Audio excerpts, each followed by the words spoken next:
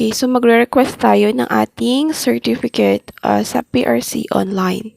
So pupunta tayo sa liris natin, sa website ng ating PRC. Okay, so click OK and close. Okay, so next na gagawin natin is sign in tayo.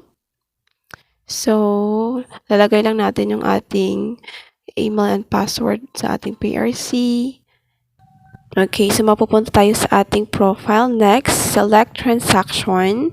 Punta tayo sa ilalim, select transaction. Sa left side, merong initial registration. So, fill up mo lang yung mga data, professional teacher, and then the application number.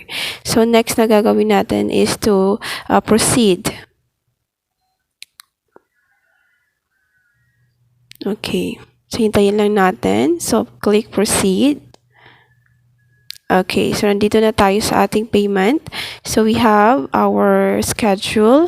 So we have proceed. Next we have kung mag-GCash kayo ay pwede nyong i-click yung ating GCash. Next we have our transaction. Okay, so we have here. So submit lang. And then wait lang muna. Okay, select lang yung GCash natin. And then okay. So, mapupunta tayo sa ating GCash. Lagay lang natin yung ating number ng ating GCash na ginagamit. And then, magsasend yan ng code.